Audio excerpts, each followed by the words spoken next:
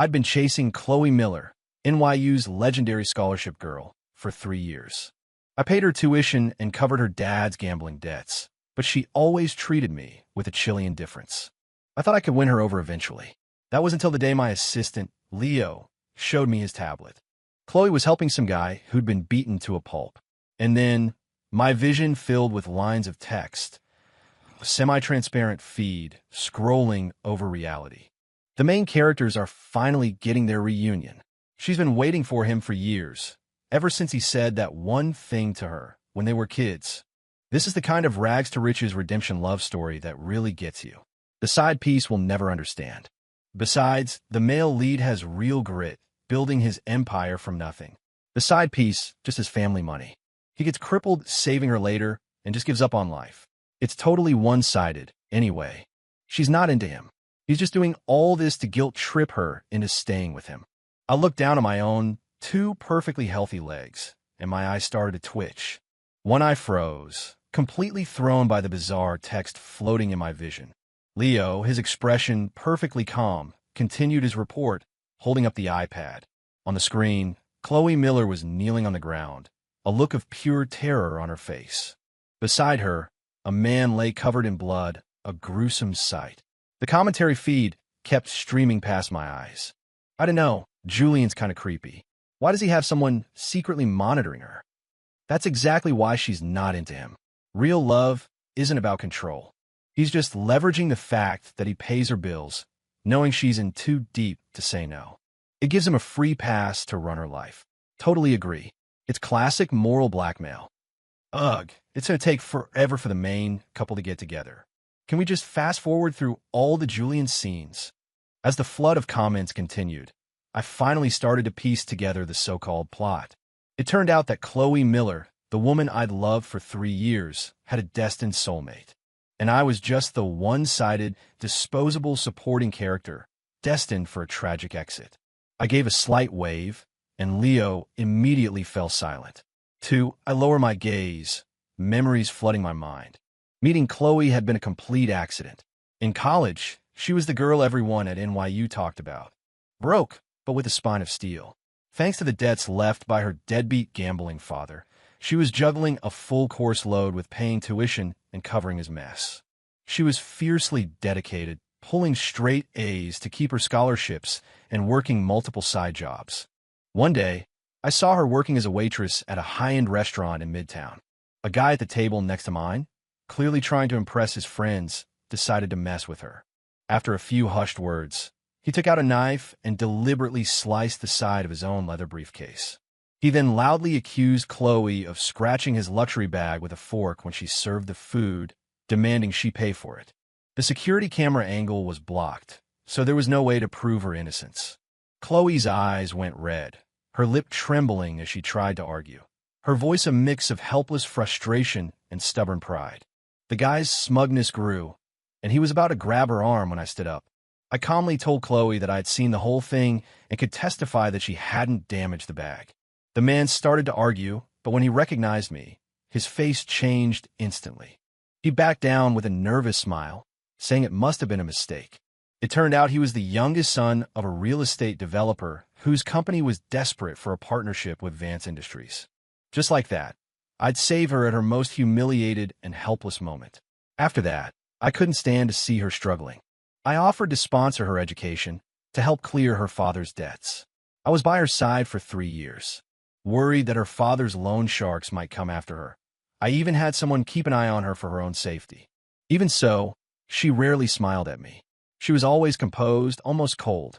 The only time she ever opened up was when she was drunk. Her cheeks were flushed as she whispered in my ear, "I'm sorry, I'm not good with words, but I'm so grateful for everything you've done." Back then, I truly believed she was just naturally reserved. It turns out she had plenty of passion.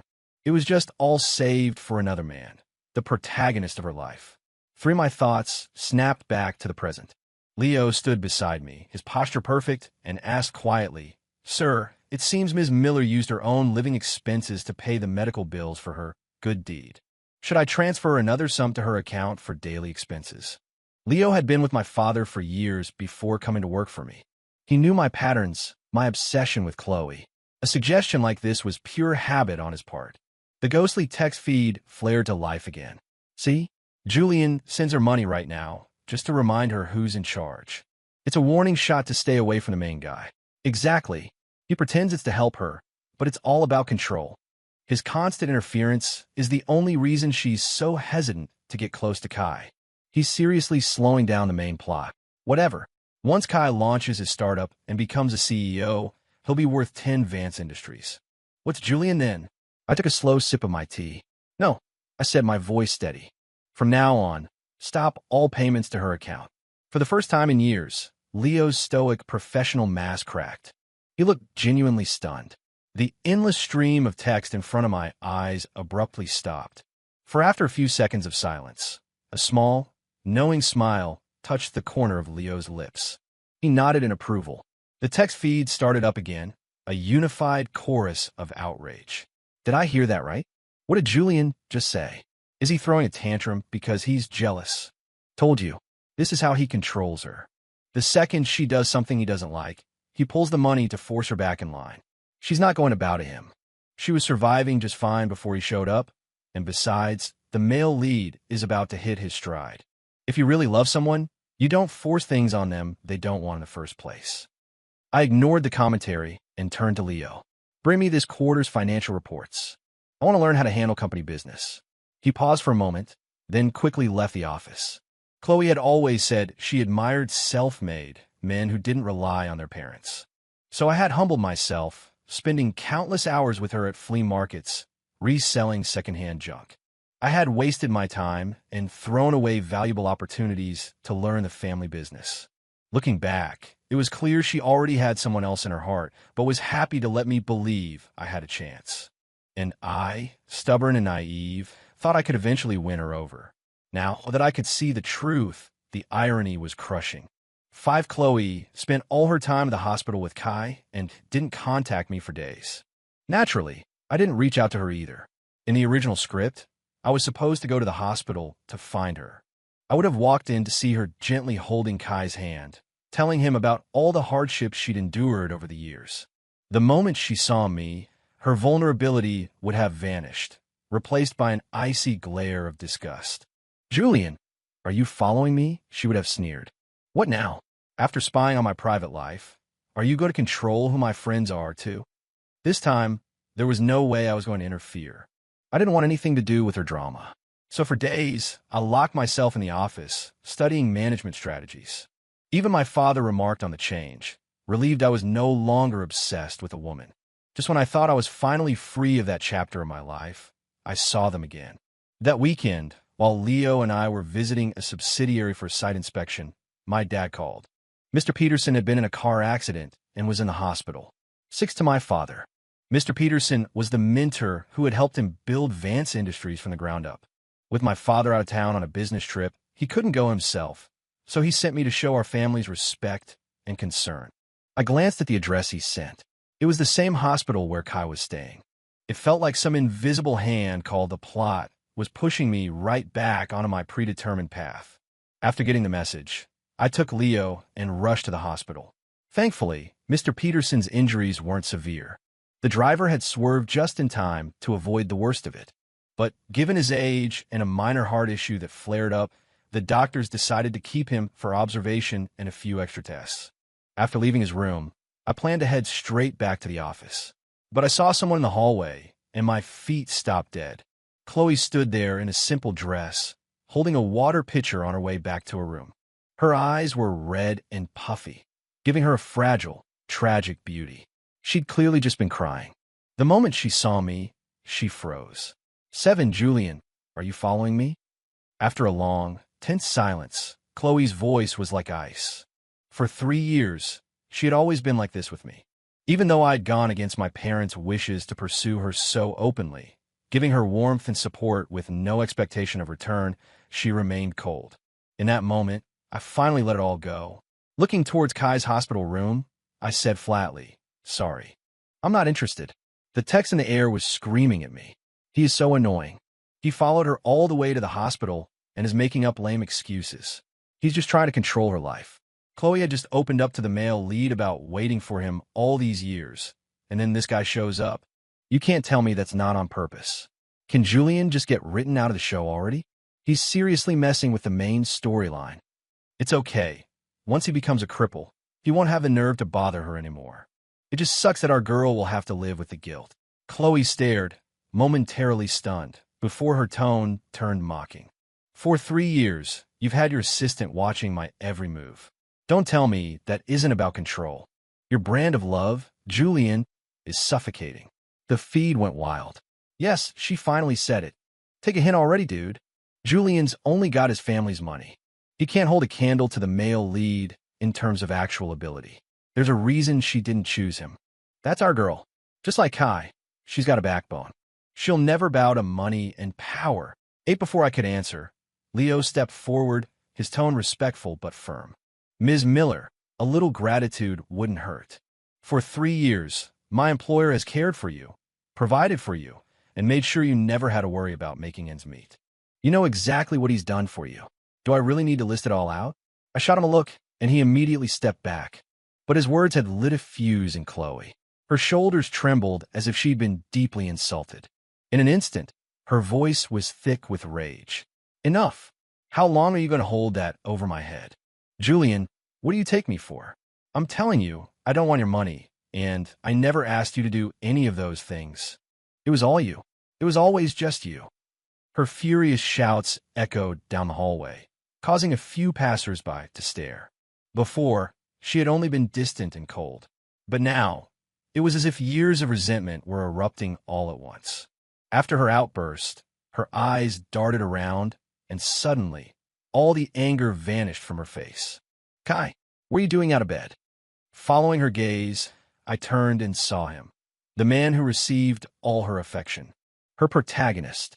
9 Kai was leaning against the doorframe, one arm in a cast, his face a patchwork of bruises. His jaw was tight, his brow furrowed. Chloe immediately rushed to his side, carefully supporting him. Be careful. You don't want to reopen your wounds.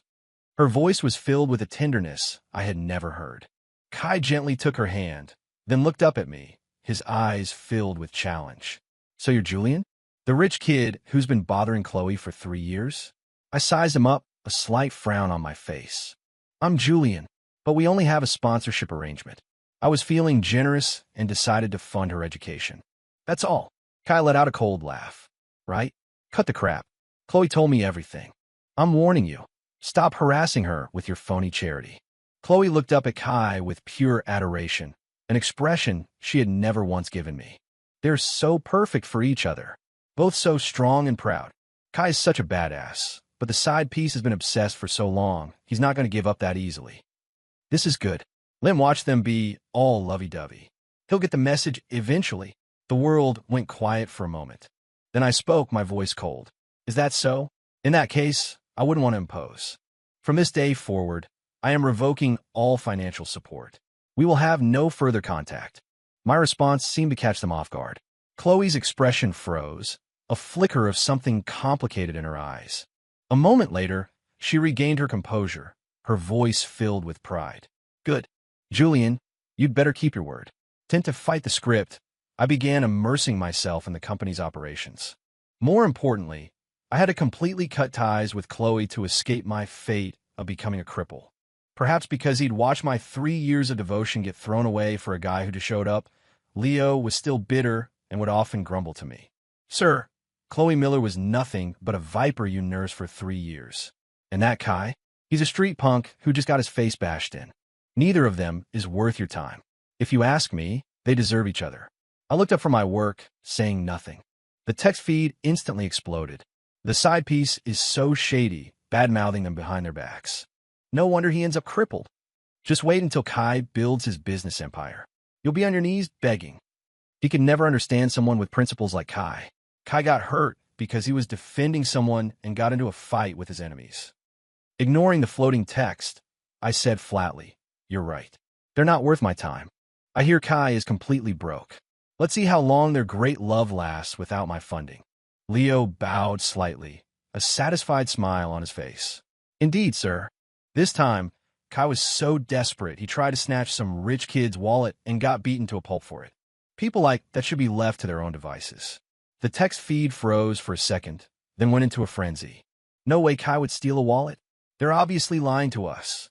But they can't see us. Why would they lie when they're alone in an office? The assistant said the other guy was a rich kid. Obviously, the male lead was robbing the rich to help the poor. How can you not see that? I kept reading the file and let out a cold smirk. If they were going to romanticize everything he did, no matter what, then let's just see how the rest of the story played out. 11 after that day at the hospital, Chloe really didn't contact me again. I heard she started looking everywhere for part-time jobs to support herself. I didn't know the details because my father began handing more and more responsibilities over to me. The busier I became learning to manage the company and handle negotiations, the less frequently the text feed appeared. It was a sign, I thought, that I was successfully changing the plot. After I flew across the Atlantic and closed a massive international trade deal in London, the text feed disappeared for good. As a final compliment, my new partner, a pure-blooded Spaniard, praised me in broken English for my youthful success. On the flight back, I couldn't stop thinking. This was how my life was supposed to be. Inheriting the family business, building a career. Not ending up in a wheelchair for the rest of my life for a woman who didn't love me. When I got back to the office building, I saw a slender figure standing out front. It was Chloe, dressed in a simple white dress. The stress of the last few months had clearly taken its toll. Her eyes held a weary, weathered look. Her striking, innocent face still drew glances from passers-by, which seemed to make her hold her chin a little higher, wrapping herself in an aura of cold pride. But I had no interest in getting tangled up with her again. I walked straight past her. 12 Chloe was stunned for a second, then quickly moved to block my path. Julian, are you done with this game? Did you really have to fly halfway across the world just to avoid me? What's the point? I looked down at her, my voice frigid. Don't flatter yourself. I was abroad on business. Since when do I need your permission? The coldness in my eyes must have startled her because her composure cracked. She looked away, then said in a low, awkward voice, "My bank card was frozen." That was you, wasn't it? I laughed, a short, sharp sound. Chloe, I gave you that card. Now that you want to sever all ties, I'm naturally taking back what's mine. Her face darkened. You promised you would support me until I graduated, she said, her voice tight with resentment. And now, just because we had one fight, you're using this to make me come crawling back. Julian, if I had known you were this manipulative, I never would have given you the time of day. I scanned her from head to toe. At that moment, the proud, righteous image I'd had of her shattered completely. She wasn't different at all. In fact, she was more two-faced than anyone I'd ever met. Chloe, you're so into that punk Kai, right? I said calmly. If you need money, go ask him. I'm sure he's got it all figured out. She immediately picked up on the sarcasm in my voice. Shut up. Kai's not a punk. He's just going through a hard time right now. Don't you dare look down on him. He's more ambitious and capable than you'll ever be. One day, he'll be more successful than you could ever dream of. Seeing her defend him so fiercely only made my gaze colder. Is that so? Then you can go home and wait for that day to come. Are you going to leave? Or do you want me to call security? She glanced at the uniformed guards standing by the entrance, and it finally dawned on her that I was serious. Her lips moved, but no words came out. Finally, she turned and walked away defeated. 13, it wasn't until I was back in my office that I learned the real reason for Chloe's visit. Leo informed me that her father had recently claimed he was betting one last time and ended up with a mountain of new debt. The loan sharks couldn't find him, so they started harassing Chloe. At first, she managed to make payments by working multiple jobs and selling off the gifts I had given her. But she eventually realized she would never be able to pay it all off that way. As for Kai, his story was supposed to be about building an empire from nothing. Right now, he was at square one with nothing to his name. Years of my support had conditioned Chloe to turn to me for help. That's why she'd been desperately trying to find me while I was out of the country. Thankfully, even now that she had found me, my resolve didn't waver. At the end of his report, Leo took off his glasses, his voice filled with emotion. Sir, the chairman always wanted you to take an active role in the company, but you were blinded by that woman and wasted so much time. To see you so focused and capable now, I know he will be very proud. I absent-mindedly stir my coffee, my thoughts drifting. I remember the text feed mentioning that in the original story, I paid off her father's gambling debts yet again. But not long after that, the accident happened. The accident that cost me my legs and turned me into a bitter, broken man. This time, I would avoid that tragedy at all costs. 14, I was on high alert, but I never expected the accident to happen so suddenly. Following my father's instructions, I went undercover to inspect a construction site owned by a partner real estate group. And there I saw them, Kai and Chloe. Kai was hauling stacks of bricks, his posture still straight and strong despite the labor. Chloe watched him with concern, periodically stepping forward to wipe the sweat from his brow, even in dirty, rough clothing. Her beauty was undeniable. A few workers whistled at her, but they quickly backed off under Kai's fierce glare. I suppressed a cold smirk and continued with my inspection. As I walked towards their section of the site, I heard a creaking sound from above. I looked up. A massive steel I-beam was plummeting towards the ground, already dangerously close. People scattered, screaming. I instinctively stumbled backward, my legs feeling like they were filled with lead. In my field of vision, 2 people weren't going to make it out of the way in time. From across the yard, Chloe seemed to spot me. Help! Her eyes widened in terror, but she never finished the word. A deafening crash echoed through the site. As the dust settled, the screams intensified. The steel beam had landed squarely on Kai's legs. His eyes were clamped shut, his lips pale. It was impossible to tell if he was alive or dead. Blood pooled beneath him, a horrific sight. Chloe was paralyzed with fear, her voice a choked sob. Kai, somebody call an ambulance. Kai, just hold on. 16, since I was a witness, I had to accompany them to the hospital to relay the details to our business partners for the official report. After emergency surgery, the doctors managed to stop Kai's bleeding. But when it came to his legs, the surgeon sighed. I'm sorry, we did everything we could. But the damage to Mr. Evans's legs is catastrophic, including severe nerve damage. Medically speaking, the chance of a full recovery is virtually zero. Chloe stared blankly for a moment, then completely fell apart. How can that be? Doctor, please, there has to be something else you can do. Kai can't be a cripple. He's so young. If he has to spend the rest of his life in a wheelchair, how will people look at him? It's all my fault. That beam was supposed to hit me. It was Kai. He pushed me out of the way. Faced with her desperate pleas, the doctor could only shake his head regretfully. A nurse came to get him for another patient's surgery, and he hurried away. The light seemed to drain from Chloe's eyes, leaving them empty. Then she saw me, and her vacant gaze found a target. Julian, she said, her face grim, streaked with tears. How dare you show your face here? She stared at me, her voice a low snarl. You used to say you loved me. Why didn't you push me out of the way? Why didn't you take the hit? Why is he the one who got hurt? Why isn't it you who lost your legs? By the end, her voice was a raw, ragged scream, her pure and proud image completely gone. When she finally fell silent, I spoke, my tone level. Chloe, who do you think you are to demand anything from me? If it weren't for my past generosity, do you really think someone like you would even have the right to speak to me as an equal? Leaving her there with a look of utter shock on her face, I turned and walked out of the hospital. The aftermath of the accident would take time to resolve, but I had no interest and no reason to get tangled up in her life ever again. 17, in the end, the real estate developer paid Kai a massive settlement. They used the money to see specialists all over the country, but the diagnosis was always the same. There was no hope of his legs ever healing. For a proud, ambitious young man, it was a death sentence. I understood that feeling all too well. The moment that I-beam started to fall, I had felt a sharp, phantom pain in my own legs. In that instant, the entire original storyline flooded my mind. I saw myself lying on an operating table, my father spending a fortune on the world's best medical teams, all to no avail. I saw myself becoming a bitter recluse, enduring pity and disgust from everyone. The most laughable part was that, in that timeline, Chloe had visited me once. By then, Kai's career was taking off. With his help, she had paid off her father's debts and cut ties with him for good. She stood in my hospital room, her nose wrinkled in distaste. Julian, I'm grateful you saved me, she'd said, but you did it willingly. There's no fairness in love. Kai's career is only going to get bigger, and I will compensate you with money. But for me to love you because of this? That's impossible.